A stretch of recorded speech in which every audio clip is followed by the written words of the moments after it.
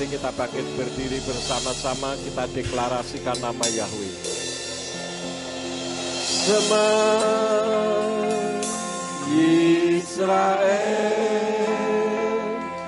Yahweh Eloheinu, Yahweh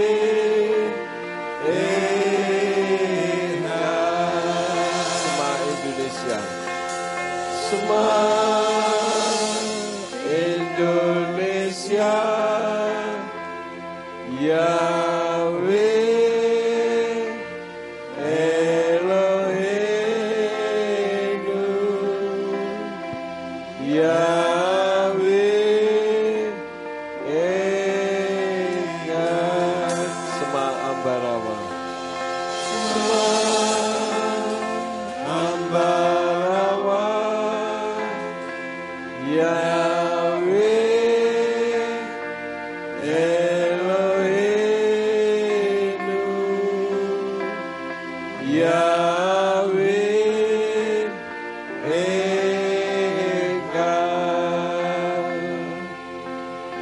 Baruch Shem Kevod Malkuto Leolam Wae.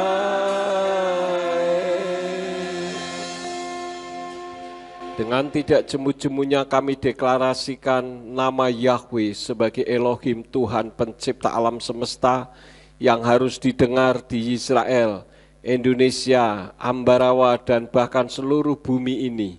Karena hanya Tuhan Yahweh lah yang layak menerima hormat pujian di dalam nama Adonai Yeshua HaMashiach. Terima kasih Tuhan, pada saat ini Engkau memberi kesempatan untuk kami dapat memuji dan meninggikan nama-Mu. Sekarang waktunya untuk kami mendengar isi hati Tuhan. Urapi hamba-Mu dan urapi setiap kami yang mendengar firman-Mu dengan urapan yang sama, agar firman yang ditaburkan dapat kami pahami dan kami mengerti di dalam kehidupan kami, sebagaimana Engkau memberikan pemahaman dan pengertian kepada hamba-Mu. Dan jika ada kuasa penguasa roh jahat di udara yang akan merebut kebenaran firman, kami tolak, kami patahkan dalam nama Yeshua HaMashiach. Pergi ke keluar, tinggalkan tempat ini. Tinggalkan setiap hati dan pikiran dari umat-umat-Mu yang mendengarkan firman dari rumah masing-masing. Supaya kami pun Tuhan berikan kemampuan, bukan hanya untuk mendengar firman-Mu saja, melainkan juga melakukan di dalam kehidupan kami. Terima kasih Bapa, kami siap untuk menerima firman-Mu. Tegur kami dan ajar kami supaya hidup kami semakin benar di hadapan Tuhan. Demi nama Adonai Yeshua HaMashiach, kami berdoa dan mengucap syukur. Haleluya. Semua yang percaya katakan amin. Silakan duduk, Bapak Yahweh memberkati. Shalom Aleichem. Puji Bapak Yahweh, pada saat ini saya masih akan melanjutkan khotbah seri saya tentang 10 tulah Mitzrayim. Hari ini seri keberapa?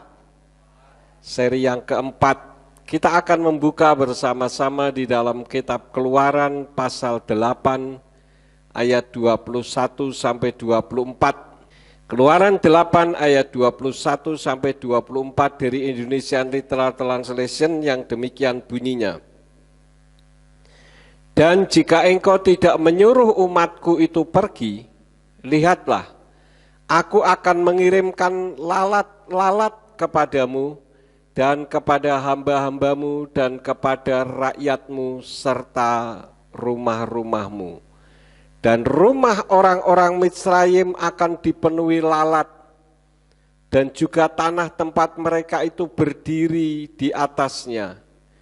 Dan pada hari itu aku akan memisahkan tanah Goshen, tempat umatku tinggal, bahwa di sana tidak ada kerumunan lalat, sehingga engkau mengetahui bahwa aku Yahweh ada di tengah-tengah negeri ini. Dan aku akan menempatkan pemisah antara umatku dan rakyatmu. Tanda ini akan terjadi menjelang esok hari. Dan Yahweh berbuat demikian, dan kerumunan lalat itu memasuki istana Paro dan rumah para hambanya, dan di seluruh tanah Mitsrayim negeri itu digerogoti oleh kerumunan lalat itu. Amin.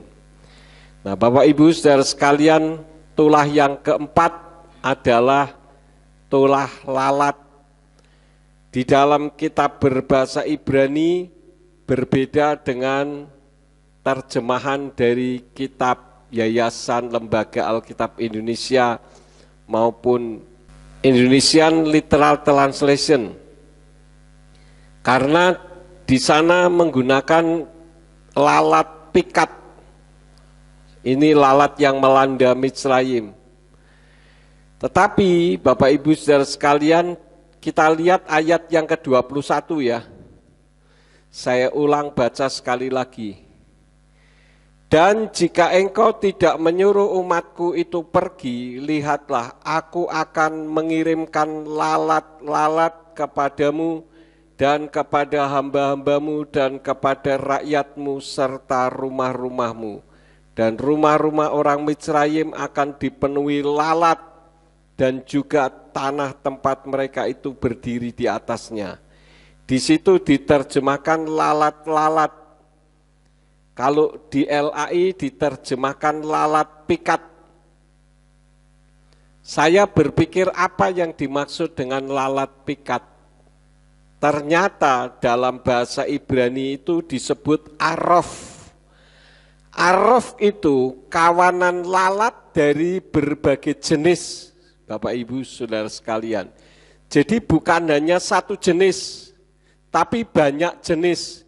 Kita tahu bahwa Tuhan menciptakan itu berbagai jenis. Ikan banyak macamnya, pohon banyak macamnya, buah banyak macamnya, manusia juga banyak macamnya. Nah, lalat pun ada banyak macamnya. Kawanan lalat dari berbagai jenis itu yang disebut dengan arof. Di antaranya adalah lalat penghisap darah yang disebut dengan lalat CC, menyebabkan rasa sakit dan penyebar penyakit. Kemudian ada lalat karnivora, yaitu lalat penghisap darah manusia dan hewan. Kembali Tuhan memberikan tulah berkali-kali dengan berbagai macam jenis. Itu tujuannya untuk menunjukkan kelemahan dan ketidakberdayaan dewa-dewa Mitsrayim dalam menghentikan tulah-tulah tersebut. Sampai 10 kali, dan itu pun ditulis di dalam kitab Perjanjian Baru. Nanti pada akhir dari seri yang ke-10 saya akan menyampaikan bahwa apa yang terjadi sampai 10 kali itu ditulis juga di dalam Perjanjian Baru. Tujuannya apa sangat jelas. Nah, dari masalah lalat ini, apa sih aplikasinya bagi kita dan apa maknanya dalam kehidupan kita? Perhatikan bahwa apa yang saya sampaikan ini adalah tulah yang keempat, berarti sudah 3 kali Tuhan memberikan perintah kepada Paro supaya mengizinkan bangsa pilihannya ini keluar dari Mitsrayim. Tetapi ternyata Paro tidak taat, tetap membandel. Artinya bahwa ketidaktaatan terhadap Yahweh akan membawa konsekuensi yang berat bagi dirinya dan bagi orang lain. Jadi gara-gara Paro tidak taat, maka konsekuensinya adalah berat bagi dirinya, bagi Paro. Karena apa? Lalat-lalat itu masuk ke tempat tidur sampai ke dalam ruangan-ruangan istana. Tetapi juga menyulitkan orang-orang di sekitarnya. Masyarakat Mitsrayim juga mengalami kerumunan lalat. Tetapi kalau kita membaca ayat tadi, ayat yang ke-22 dikatakan apa? Dan pada hari itu aku akan memisahkan tanah Goshen, tempat umatku tinggal, bahwa di sana tidak ada kerumunan lalat. Orang-orang Israel tinggalnya di Goshen, dekat dengan Mitsrayim. Tetapi saudara-saudara, di Goshen tidak ada lalat, artinya di Goshen dengan di Mitsrayim itu dipisahkan oleh Tuhan. Ini mengandung makna bahwa sebetulnya umat-umat Bapa Yahweh selalu dipisahkan dari orang-orang yang tidak mengenal Yahweh. Ini sudah menjadi satu konsekuensi. Kenapa? Karena saudara dan saya yang sudah mengenal Yahweh adalah orang yang dikasihi. Karena ayat-ayat firman Tuhan sudah seringkali saya katakan, untuk mengenal Yahweh itu merupakan kasih karunia. Baik kasih karunia yang diberikan oleh Yahweh maupun kasih karunia yang diberikan oleh Yeshua. Karena Yahweh itu Yeshua, Yeshua itu Yahweh dalam wujud seperti manusia. Dia bukan manusia. Kenapa banyak orang menyangkal Yeshua?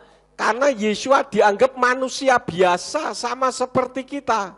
Padahal Yeshua itu bukan 100% Tuhan dan 100% manusia.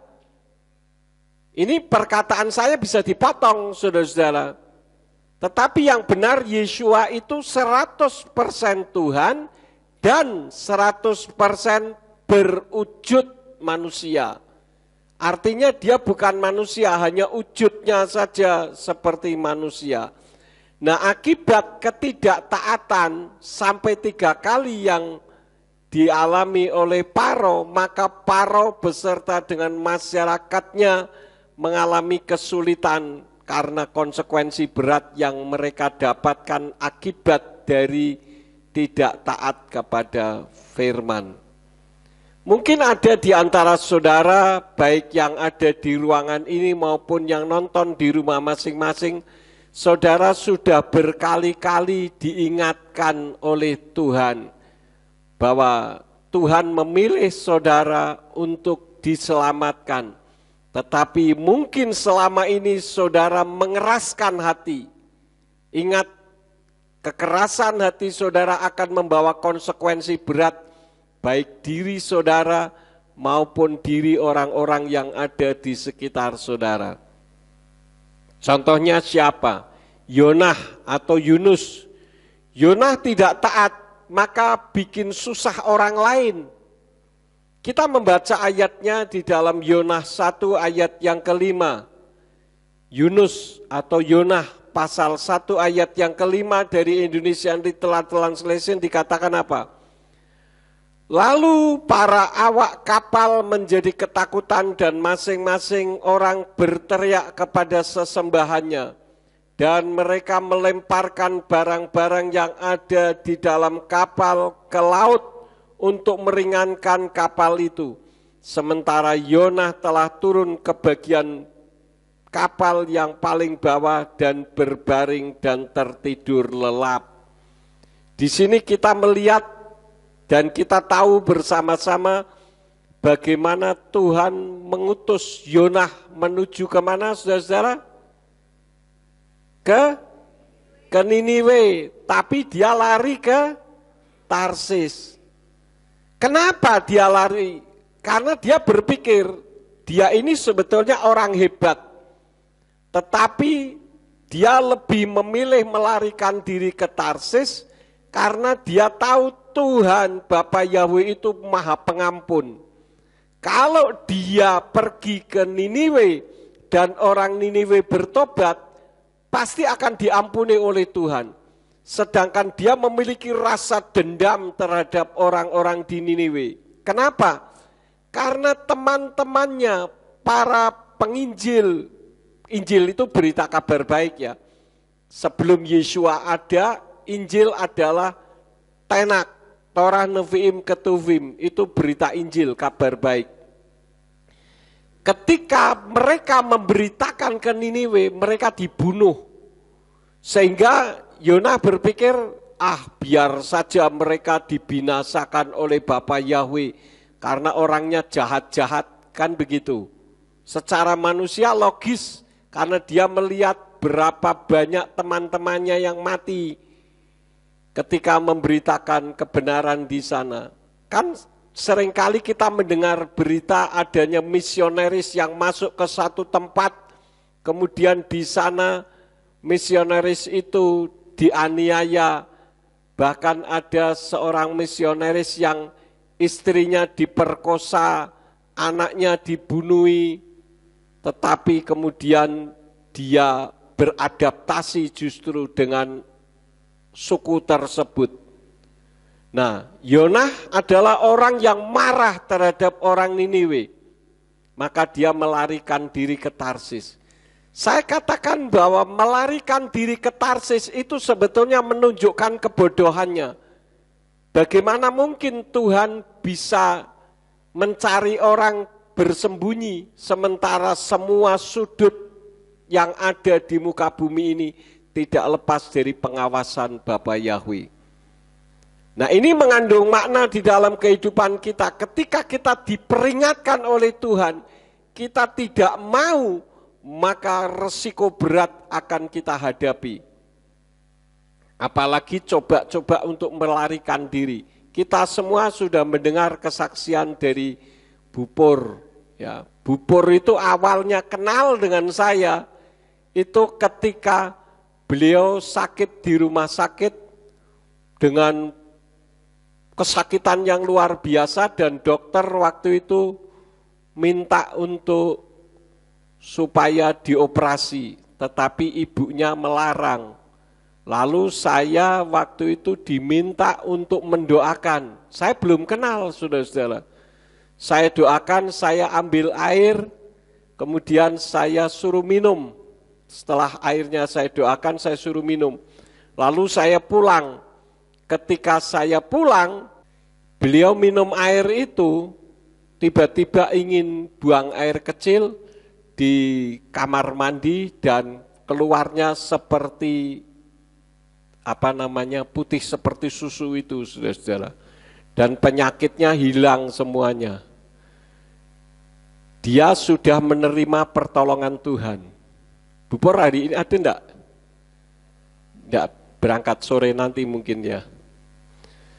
Nah, Bapak Ibu, ketika itu beliau datang ke rumah mengucapkan terima kasih, dan dia katakan, saya sudah lama menikah dan belum memiliki keturunan. Saya minta supaya didoakan. Saya doakan, kemudian 1 tahun berikutnya beliau sudah memiliki anak. Ya, tetapi masih belum juga bertobat, saudara-saudara. Ini sudah dipanggil 2 kali. Yang ketiga kalinya saya dengar katanya mencari Pak Ari Saksono. Tetapi tidak ketemu. Terus datang ke tempat saya dalam keadaan yang sangat menderita luar biasa. Dan pada saat itu rumahnya, mobilnya mau diberikan kepada seseorang. Ini kan aneh, saudara-saudara. Punya rumah bagus-bagus, ada 2 mau diberikan orang, mobilnya juga mau diberikan. Wah, ini tidak wajar. Kemudian saya doakan malam itu, beliau teriak-teriak luar biasa sampai satpam di perumahan tempat saya itu kelintar-kelintar lewat rumah saya. Takutnya ini Pak Yakub menganiaya orang atau bagaimana, karena teriak-teriak luar biasa. Nah, sejak kejadian itu baru terjadi pertobatan. Dan pertobatannya itu luar biasa, sampai teman-temannya yang di pasar itu melihat perubahannya luar biasa. Dulunya kerasnya luar biasa, sekarang jadi masa bodoh terhadap orang yang menyakitinya. Kalau dulu sopir-sopir pun takut sama dia, saudara-saudara. Ya. Tapi Tuhan mengubah sedemikian rupa. Nah, kita melihat seperti Yonah kasusnya. Ketika diberi peringatan bahwa Tuhan itu menyayangi, Tuhan mencintai, tetapi tidak mau melarikan diri. Akibat yang didapat apa? Dia ditelan ikan. Nah, ketika dia ditelan ikan, pasti orang akan mengatakan dia mati. Secara pandangan mata mati, padahal Yona tidak mati di dalam perut ikan itu. Kemudian pada hari yang ketiga dimuntahkan kembali juga sampai juga ke Niniwe, ya. Nah, ini sebetulnya merupakan gambaran Yeshua HaMasyiah. Yeshua mati tergantung di atas kayu salib. Secara pandangan mata manusia, Yeshua mati. Tetapi ada orang yang mengejek, Tuhan kok mati? Loh, yang mati itu secara pandangan manusia. Tetapi dalam kenyataannya Yeshua tidak mati. Kemana Yeshua selama beberapa hari ketika dia mati dalam tanda petik, dalam wujud seperti manusia itu? Dia turun ke dunia orang mati untuk memberitakan Injil. Memberitakan Injil itu pada dunia orang mati itu bukan adanya pertobatan, tetapi berita bahwa di balik kematian ada kehidupan. Itu berita Injil. Jadi saudara-saudara, kita sekarang ini masih pada hidup. Nanti kita akan mati, dan setelah mati itu akan ada kehidupan yang akan datang. Dan kematian bukan akhir dari segala-galanya. Kematian merupakan awal kehidupan kekal. Karena itu ketika saudara menonton YouTube ini, atau saudara menonton streaming, mendengarkan streaming, dan Tuhan memberikan teguran kepada saudara, sesungguhnya karena Tuhan memilih saudara untuk menjadi hambanya, bukan membenci. Ya, jadi jangan coba-coba melarikan diri. Akibat Yona melarikan diri dikatakan apa? Mereka melemparkan barang-barang yang ada di dalam kapal ke laut untuk meringankan kapal itu. Akibatnya apa? Merugikan orang lain. Coba kalau tidak ada Yona di dalam perahu, di dalam kapal itu. Bukan perahu ya, kapal karena besar. Maka tidak akan ada barang-barang di kapal itu yang dibuang ke laut. Ini kan merugikan orang, saudara-saudara. Nah, kita melihat dalam kesaksian tadi, Bupor pun membuat kerugian seluruh keluarganya. Pak Kozen itu jadi kasihan melihat istrinya seperti itu kan.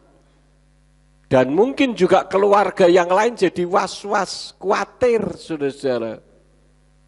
Oleh karena itulah maka ketika saudara nonton video ini dan Tuhan berbicara kepada saudara, jangan menunda atau tidak taat akan panggilan Tuhan. Saul juga melakukan hal yang sama. Saul itu tidak taat ketika disuruh menumpas Agag dan barang-barangnya, yang mengakibatkan Tuhan menolak Saul dan menimbulkan kekacauan di Israel. Kita membuka di dalam 1 Samuel 15 ayat 9 sampai 11. 1 Samuel 15 ayat 9 sampai 11, Indonesian Literal Translation katakan demikian. Dan Saul serta rakyat berbelas kasihan terhadap Agag dan atas yang terbaik dari ternak dan dari binatang gembalaan, dan dari barang-barang dan domba-domba, dan segala yang baik, dan mereka tidak mau menumpasnya. Namun segala yang tidak berharga dan buruk, mereka menumpasnya. Lalu firman Yahweh datang kepada Samuel dengan mengatakan, Aku menyesal bahwa aku telah menjadikan Saul memerintah sebagai raja, karena dia telah berbalik dari mengikuti aku, dan dia tidak bangkit untuk melaksanakan firman-Ku. Dan Samuel menjadi marah, lalu ia menangis sepanjang malam kepada Yahweh. Mungkin saudara semua sudah memahami kisah ini, bagaimana Tuhan memerintahkan agar Agag beserta dengan rakyatnya dibantai sama sekali. Kenapa? Karena mereka terkenal penyembah berhala. Yang satu-satunya hal ditakuti oleh Yahwe adalah kalau umatnya menyembah kepada berhala. Itu yang ditakuti. Maka ketika tahu bahwa Raja Agag beserta dengan rakyatnya ini adalah orang yang penyembah berhala, Yahwe katakan tumpas mereka. Tapi ternyata Agag itu memiliki banyak ternak dan juga barang-barang berharga yang baik. Yang baik-baik itu disisakan, saudara-saudara. Artinya apa? Tidak taat kepada Tuhan. Padahal Saul itu sebetulnya kalau saya boleh katakan menjadi raja atas Israel itu karena prematur. Sebetulnya Tuhan masih menghendaki pemerintahan berada di bawah hakim-hakim. Tetapi kemudian rakyat mendesak untuk terjadi perubahan berupa kerajaan. Maka Yahwe memilih Saul. Tetapi ternyata Saul tidak taat kepada Yahwe. Sehingga dikatakan Yahwe menyesal. Yahwe menyesal itu bukan berarti Yahwe tidak tahu apa yang akan terjadi. Tetapi karena Yahwe memberi kebebasan, free will, kebebasan penuh untuk menentukan kehendak. Di dalam kehidupan kita juga begitu, saudara-saudara. Saudara dan saya ini punya free will, punya kehendak bebas. Contohnya ketika saudara tadi pagi bangun dari tidur pagi-pagi, saudara punya kehendak mau sikat gigi atau mau tidur lagi. Oh, saudara mau sikat gigi, habis sikat gigi saudara mau berangkat ke gereja atau jalan-jalan. Ini semua adalah kehendak dari saudara. Artinya setiap orang itu punya hak masing-masing. Dan ternyata Saul lebih mendengarkan keinginan hatinya melihat barang-barang yang mewah dibandingkan dengan taat kepada firman. Kalau dikaitkan dengan kehidupan sekarang, berapa banyak pendeta-pendeta yang lebih taat kepada organisasi dan kepada sinodenya daripada taat kepada firman. Oleh karena itulah maka firman Elohim mengajarkan kepada kita supaya kita lebih baik taat daripada kita melanggar aturan firman. Kalau saya tidak akan mengajarkan nama Yahwe dari dulu, bisa saja dan tidak ada gereja ini. Tetapi artinya saya tidak taat kepada firman. Apalagi sekarang, pendeta yang bertitel banyak, dengan jemaat orang-orang kaya, mana berani menyampaikan kebenaran tentang nama Yahwe, kecuali kalau pengusaha-pengusahanya terima Yahwe, kemudian pengusahanya yang mengatakan, Pak, mulai besok jangan sebut Allah, sebut saja nama Tuhan kita yang sesungguhnya, yaitu Yahwe di dalam nama Yeshua HaMashiach. Saya yakin pendeta akan tunduk dan taat. Karena sekarang ini banyak perubahan, orang melayani bukan lagi sebagai panggilan, tetapi sebagai pekerjaan. Ini sebuah realitas yang terjadi. Kemudian kita melihat lagi Ananias dan Safira. Ananias dan Safira menjual tanahnya sendiri, tetapi dia menstimulasi dengan cara mengatakan bahwa seluruhnya itu diberikan, padahal sebagian diambil. Bagi Tuhan tidak masalah karena itu miliknya dia. Tetapi karena dia tidak taat, artinya dia mengubah apa yang disampaikan dengan kenyataan, akibatnya Ananias dan Safira mati. Dan itu bisa dilihat di dalam Kisah Rasul pasal 5 ayat 1 sampai ayat yang ke-11. Ini hal yang pertama, saudara-saudara. Jadi ketika Tuhan memberikan peringatan kepada saudara, jangan mengeraskan hati. Kalau sekarang ini saudara disentuh oleh firman, itu artinya Tuhan memilih saudara. Kita bisa mengenal Bapa Yahweh, saudara dan saya, itu bukan karena kepintaran kita, tidak, tetapi karena kasih karunia yang Tuhan berikan. Coba, saudara tidak sekolah teologi tinggi-tinggi, tetapi saudara lebih mengenal nama Yahweh. Sementara orang yang titelnya berderet-deret, membedakan nama, sebutan, bahasa, budaya, sama istilah saja tidak bisa. Sementara yang tidak sekolah bisa. Kenapa? Karena Tuhan memilih saudara memberikan kasih karunia. Dan karena kita sudah menerima kasih karunia itu jangan kita jual untuk sesuatu. Tetapi pegang dengan teguh.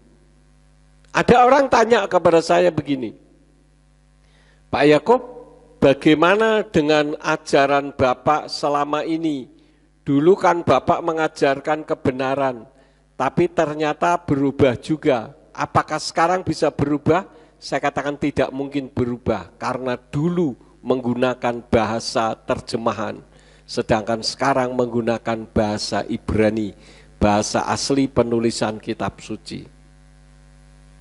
Jadi kalau dari bahasa asli tidak mungkin berubah, karena itu saya katakan bahwa statement saya dulu salah dibandingkan dengan statement setelah mengenal Bapa Yahweh, karena firman Elohim katakan apa?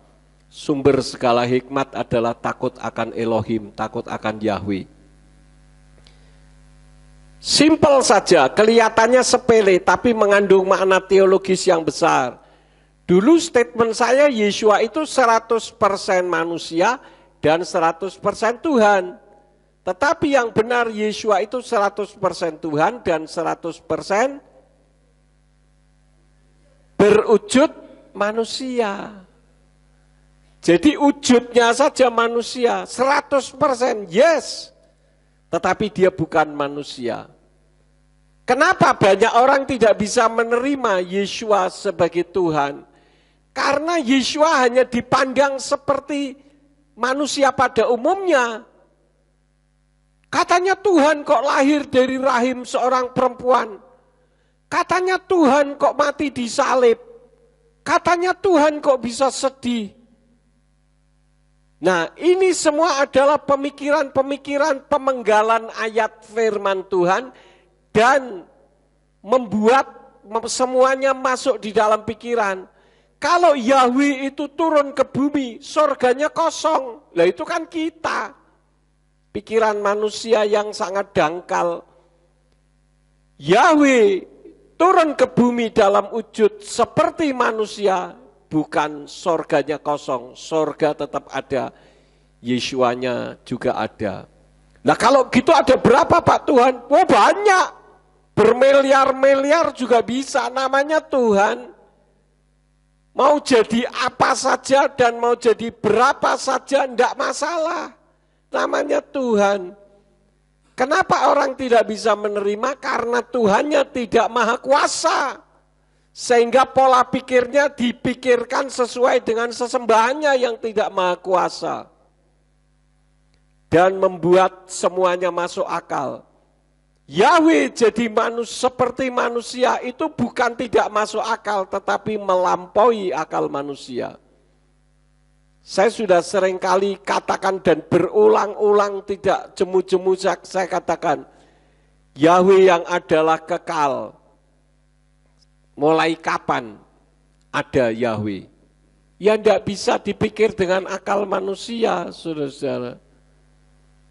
Yeshua mengatakan bahwa aku dan Bapa itu satu. Sebelum Abraham ada, aku ada. Ayat-ayat ini di skip, ayat-ayat ini diloncatin.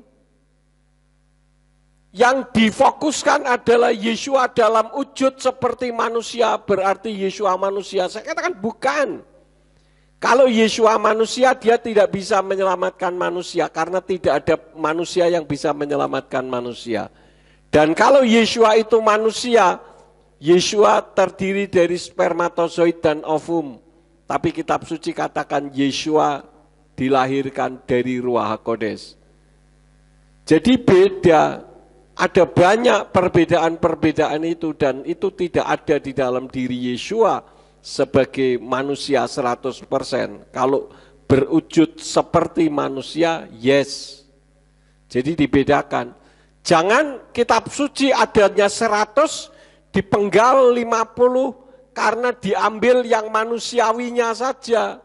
Yang ilahinya enggak diambil. Ini namanya pemenggalan ayat. Dan setanlah yang pekerjaannya memenggal-menggal ayat. Itu yang pertama. Yang kedua, Paro menjajah bangsa Israel itu merupakan pelanggaran hak asasi manusia. Sekarang ini ada banyak sekali orang yang melanggar hak asasi manusia, tetapi mengatasnamakan hak asasi manusia. Contohnya teroris misalkan. Teroris kalau mau dibunuh dikatakan melanggar hak asasi manusia. Kalau teroris yang membunuh tidak melanggar hak asasi manusia, ini kan otak sudah segleng, saudara-saudara. Adolf Hitler misalkan melakukan genosida, menyebabkan Jerman hancur dan menjadi penyebab perang dunia kedua.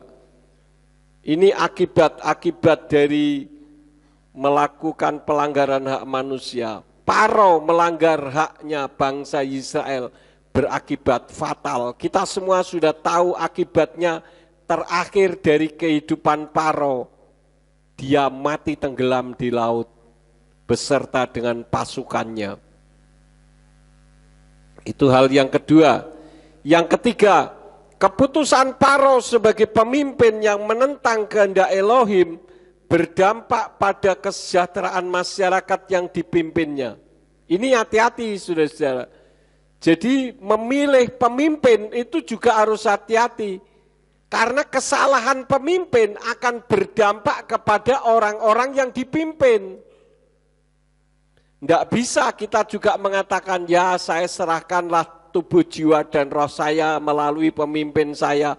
Kalau pemimpin saya salah, ya biarlah nanti darah saya ditanggung kepadanya. Tidak bisa juga. Kalau kita sudah tahu pemimpin kita tidak sesuai dengan ajaran firman, tinggalkan. Saya mensitir perkataan dari Billy Graham yang mengatakan kalau kita berdiri di gunung es, kita tidak bisa mencairkan gunung es.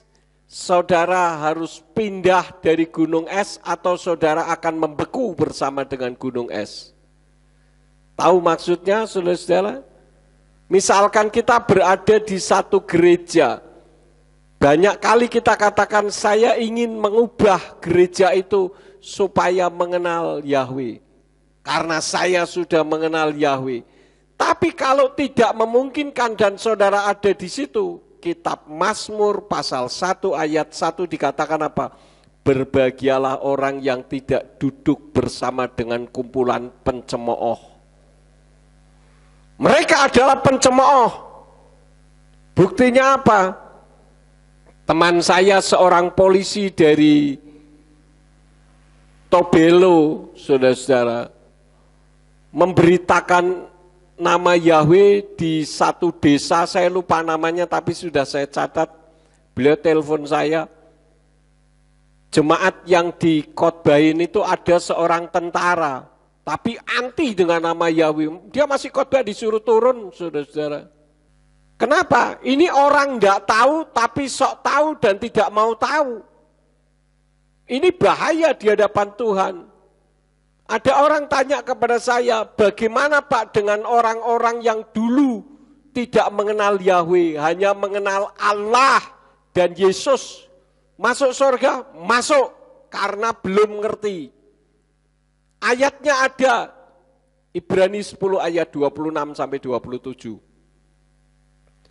Yang berbahaya adalah setelah tahu tetapi tidak mau tahu dan sok tahu. Ini yang bahaya di hadapan Tuhan. Artinya menolak. Nah jelas surganya Yahweh beda dengan surganya Allah. Jadi kalau pengen masuk surganya Allah, ya siap-siap saja menerima bidadari-bidadari di sana. Karena surganya berbeda. Kita melihat bagaimana keputusan Paro sebagai pemimpin yang menentang kehendak Elohim berdampak pada kesejahteraan masyarakat yang dipimpinnya. Gara-gara Paro menolak bangsa Israel keluar dari Mitsraim, maka seluruh negeri dipenuhi dengan lalat. Demikian pula yang terjadi atas diri Daud. Di dalam 2 Samuel 24 ayat 10 sampai 15. Saya akan baca, di sini menunjukkan bahwa pemimpin yang salah berdampak terhadap orang yang dipimpinnya. 2 Samuel 24 ayat 10 sampai 15.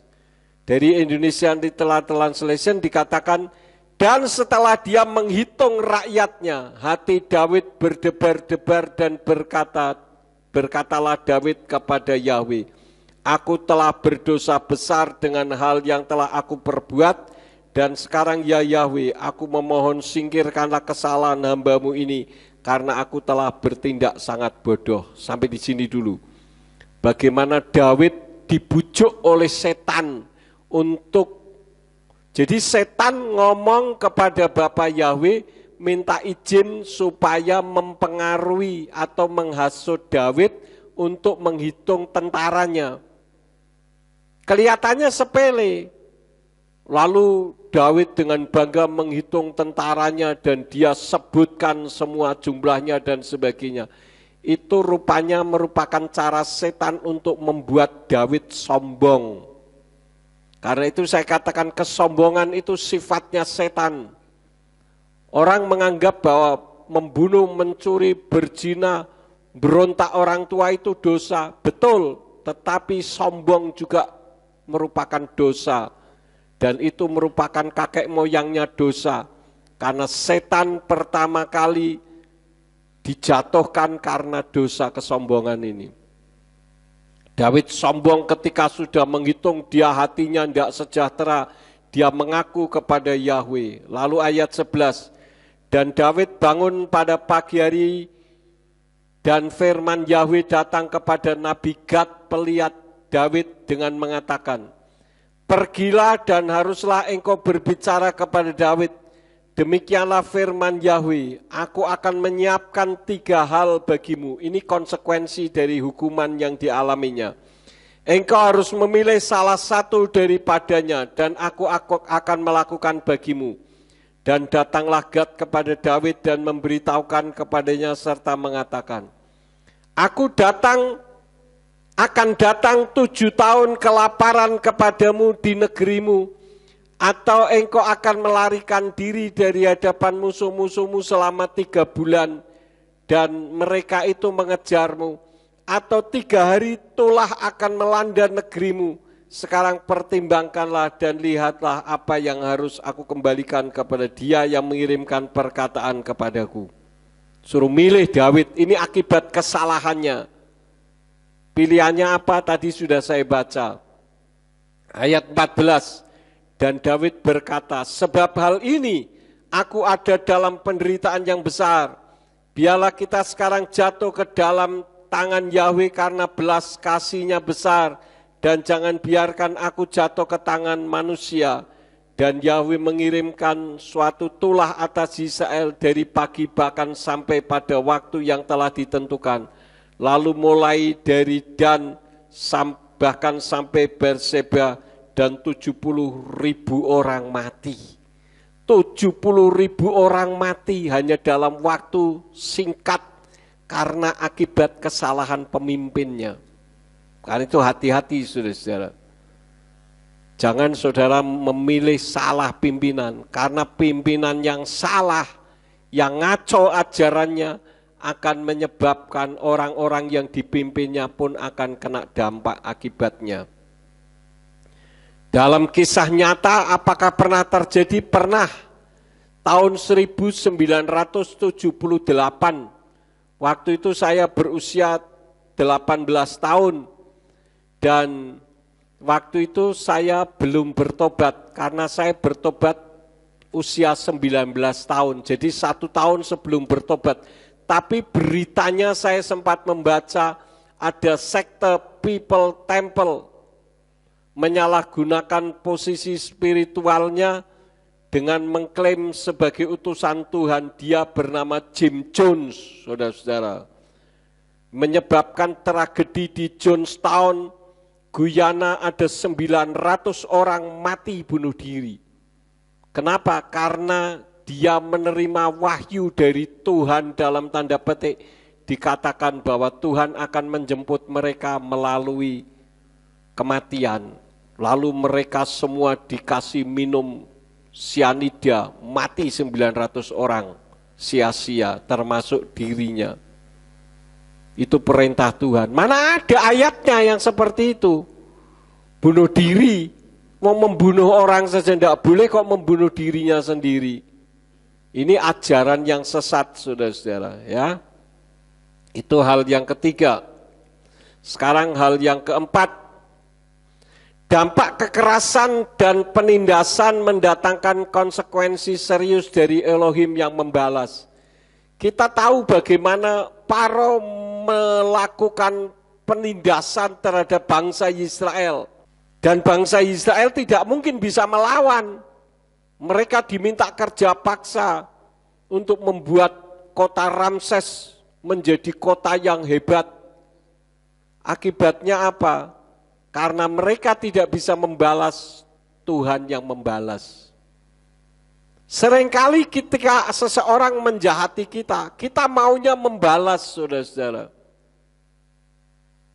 Tetapi firman Elohim mengajarkan kepada kita, kalau kita angkat tangan, Tuhan yang akan turun tangan. Kalau kita yang membalas, ya sudah. Kata Tuhan, silahkan kamu saja yang lakukan, saya mau lihat coba.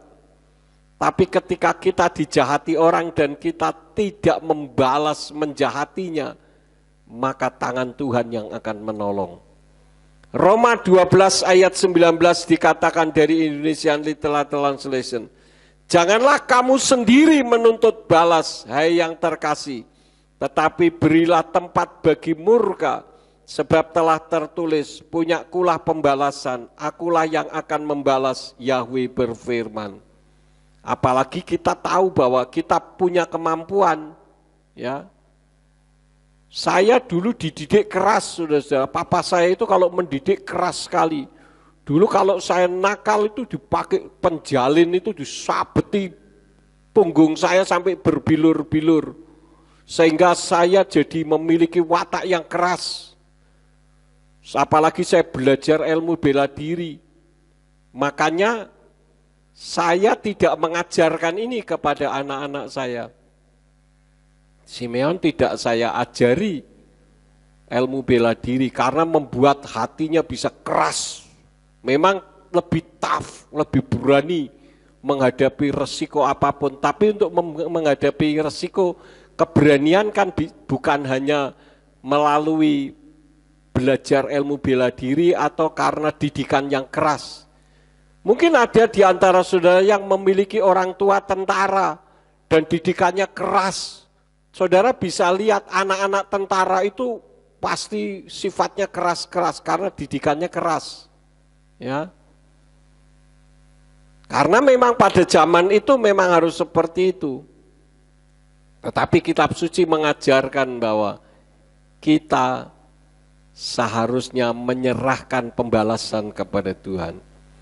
Dan kitab Ibrani pasal 10 ayat 30 kembali diulang dikatakan dari Indonesian Literal Translation. Sebab kita telah mengenal Dia yang mengatakan pembalasan adalah hakku.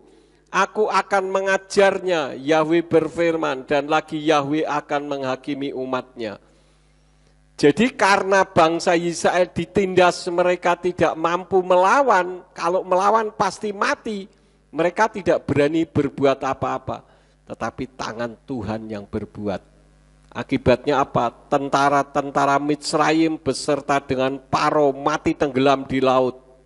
Itu pembalasan tangan Tuhan. Terkadang kita ini merasa diri itu kuat gitu loh. Ya. Saya pun begitu. Saya kadang merasa diri saya kuat, tapi tidak merasa kalau faktor usia sudah membuat tubuh ini semakin lemah. Ya, contohnya dulu waktu Pak Simeon punya kontrakan rumah di Surabaya, saudara-saudara, mau bersihin bak kolam penampungan air, saya bilang, gini aja kok enggak bisa. Udah saya turun, dalamnya segini, saudara-saudara. Saya bersihin, gitu sudah selesai mau naik enggak bisa. Padahal bagi saya dulu gampang saja saya meloncat, saudara-saudara. Akibatnya apa? Saya diangkat sama Simeon 1, Dina 1. Diangkat berdua dari bawah.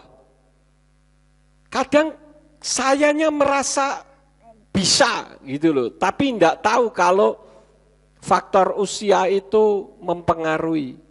Kemarin misalkan waktu Pak Andreas bawa barang berat-berat gitu, saya kasihan. Saya coba bantu mengangkat, baru angkat sebentar, mak kelek bagian belakang, saudara-saudara. Jadi ya sudah harus merasakan bahwa saya memang sudah tua.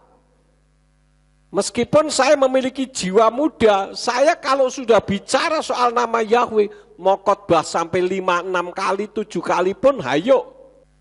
Tetapi tenaga yang sudah berbeda, saudara-saudara. Karena itu ketika kita menyadari bahwa kita sudah tidak mampu menghadapi orang yang menjahati kita, serahkan saja kepada Tuhan. Paham, saudara-saudara? Yang kelima, banyaknya lalat merupakan simbol rusaknya ekosistem. Nah, saya membaca di dalam literatur, ekosistem itu rusak karena apa? Ada banyak faktor, tapi saya sampaikan 2 saja yang lebih penting, yaitu deforestasi, yaitu penebangan hutan secara berlebihan untuk keperluan pertanian, pemukiman, dan industri, menyebabkan hilangnya habitat bagi banyak spesies. Hukum rimba yang kuat, yang bertahan, itu sekarang yang terjadi di dalam kehidupan manusia. Orang yang kuat menindas yang lemah, saudara-saudara. Tetapi firman Elohim mengajarkan kepada kita bagaimana. Kalau kita sudah tahu hidup ini sekarang adalah hukum rimba, berapa banyak negara kita dikritik tentang kasus hukum. Hukum itu gambarnya apa, saudara-saudara? Timbangan yang sama tingginya, itu cuma lambang dan gambar, tapi dalam realitas jomplang, maju tak gentar, membela yang bayar. Ini sebagai suatu realitas, saudara-saudara. Makanya kalau kita sudah tahu hukum rimba yang kuat, yang bertahan, maka kita harus berlindung kepada yang lebih kuat dari segala-galanya, yaitu Yahweh Elohim. Orang yang hidup bersama dengan Yahweh itu dipelihara. Nah, bagaimana pemeliharaan Yahweh? Orang kan selalu inginnya berkelimpahan. Pemeliharaan Yahweh itu bukan begitu. Pemeliharaan Yahweh itu cukup. Kita lihat contohnya, Keluaran 16 ayat 17 sampai 18 dari Indonesian Literal Translation dikatakan, dan beginilah yang Bani Israel perbuat. Dan mereka pun mengumpulkannya, yang satu mengumpulkan banyak, yang lain mengumpulkan sedikit. Dan mereka menakarnya dengan omer, dan yang mengumpulkan banyak tidaklah menjadi berkelebihan, dan yang mengumpulkan sedikit tidaklah menjadi kekurangan. Mereka telah mengumpulkan masing-masing menurut kemampuan makannya. Jadi ini ketika mana turun dari langit, Yahweh katakan ambil secukupnya, tapi ada orang yang serakah ambilnya banyak, tetap saja tidak berkelebihan. Orang yang mengambil sedikit cukup juga tidak berkekurangan. Makanya Tuhan mengajarkan di dalam doa Bapa kami, di dalam Matius 6 ayat 11, berikanlah kepada kami hari ini roti kami sehari-hari. Et lechem ku kenu ten lanu hayom. Artinya hanya kita minta yang menjadi hak kita. Bukan meminta yang berkelebihan. Karena kelebihan-kelebihan yang bukan datang dari Tuhan, setan yang ikut berperan di sana membuat kita justru menjauh dari Tuhan. Berapa banyak orang ketika hidup susah, dia setia kepada Tuhan. Tapi ketika hidupnya sudah berkelimpahan, mulai meninggalkan Tuhan. Dulu masih punya sepeda, setia. Minta didoakan punya mobil. Setelah punya mobil, masih setia. Setelah punya mobil, minta mobil yang lebih mewah lagi. Setelah punya mobil yang lebih mewah, tidak lagi ke gereja. Kenapa? Karena menikmati mobilnya yang mewah. Ini terjadi perubahan di dalam sikap. Uang itu bisa membuat seseorang berubah karakter, saudara-saudara. Dulunya rendah hati, begitu duitnya banyak, sombongnya minta ampun. Ya, karena merasa jadi tuan. Karena itu Amsal 23 ayat yang keempat dari Indonesian Literal Translation katakan apa? Hendaklah engkau tidak bersusah payah untuk menjadi kaya, hentikanlah dari pengertianmu itu.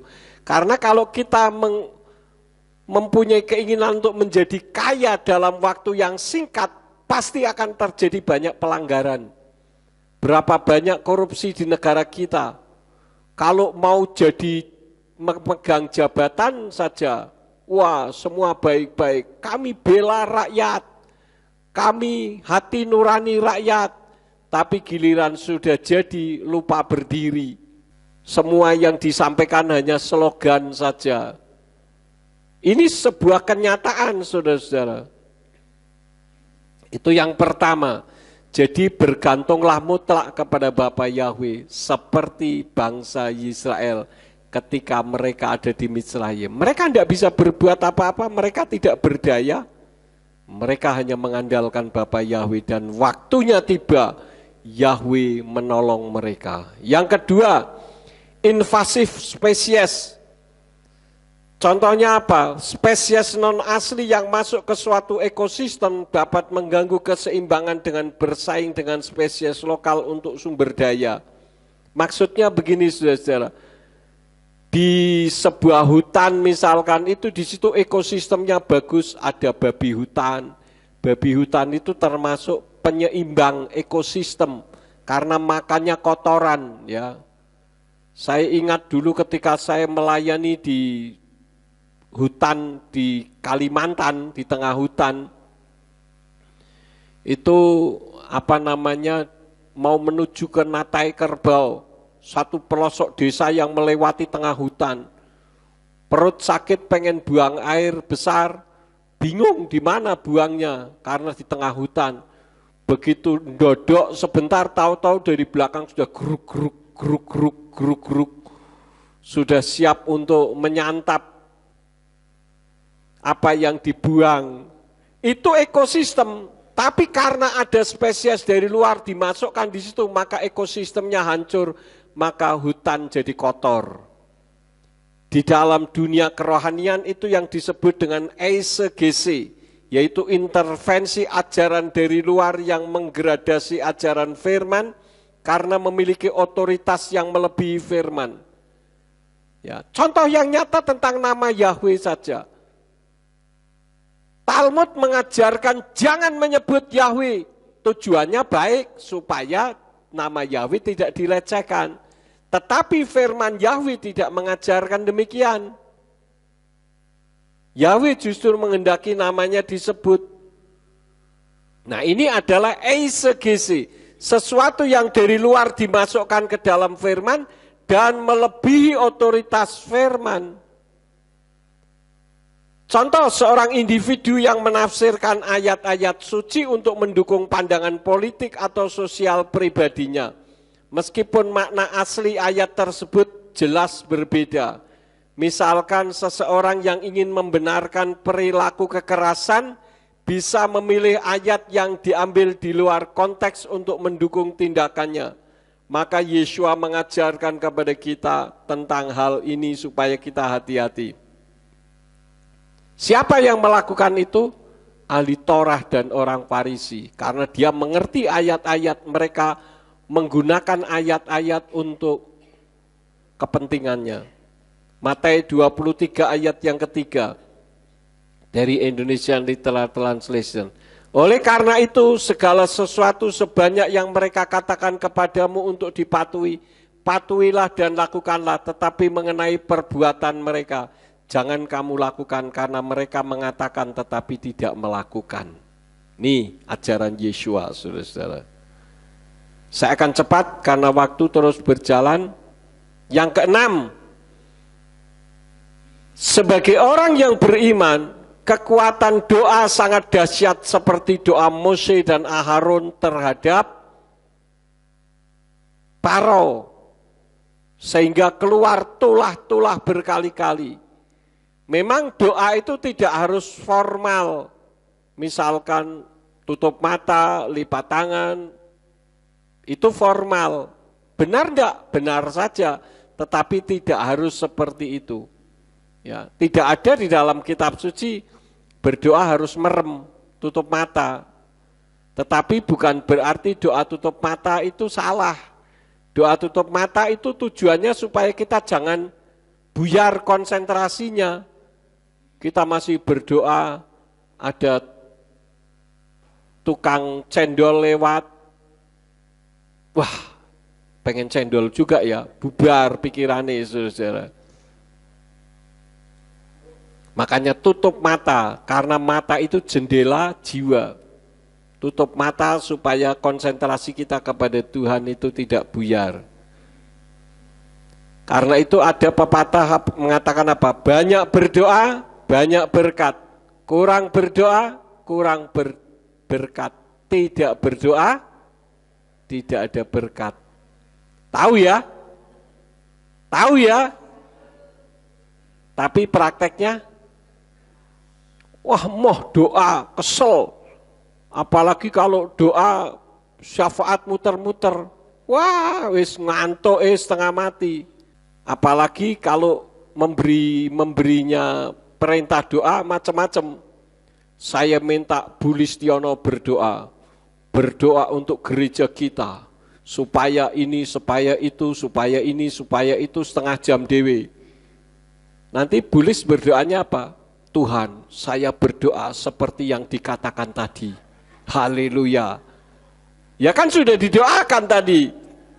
Yang terakhir, saudara-saudara, Mose dan Aharon menunjukkan keberanian melawan ketidakadilan dengan menuntut kebebasan karena melupakan jasa pendahulunya. Paro sebelum yang menindas, ini Paro yang baik yang membawa bangsa Israel dari negeri yang penuh dengan kelaparan untuk masuk ke Mitsrayim zaman Yosef. Ini Paro yang baik, tetapi ketika di Mitsrayim berkembang biak banyak umat-umatnya, Paro mengalami ketakutan. Ini Paro yang berbeda. Wah, jangan-jangan nanti kita dikuasai, mari kita tindas. Nah, ini artinya apa? Melupakan jasa pendahulunya. Sekarang ini banyak pemimpin-pemimpin rohani yang tidak berani melawan ketidakbenaran. Karena itu tadi saya katakan pengusaha lebih berkuasa daripada pendeta. Kalau pengusaha lebih kuasa daripada pendeta, lebih baik pendetanya turun saja. Saya sebagai pendeta bukan berarti tidak bisa diatur oleh pengusaha loh, bukan. Pengusaha pun kalau mengatur saya benar sesuai firman Tuhan, saya akan dengarkan. Karena yang memimpinkan saya, yang mendapatkan wahyu dari Tuhan saya. Nah kalau ada orang memberi input dan inputnya itu mendukung pewahyuan dari Tuhan, kenapa tidak saya dengarkan? Kan begitu. Tapi bukan karena materi. Wah, nanti kalau saya tidak nurut, nanti persembahannya berkurang. Oh, ini justru pemimpin yang jahat, yang menyelewengkan kebenaran firman. Jadi makna dari tulah yang keempat itu seperti yang saya sampaikan tadi, hati-hati saudara-saudara. Ya, karena zaman sekarang itu sudah semakin dekat. Orang kalau sudah ngomong mengatasnamakan Tuhan itu ngeri saudara-saudara. Tuhan berfirman, Tuhan berbicara.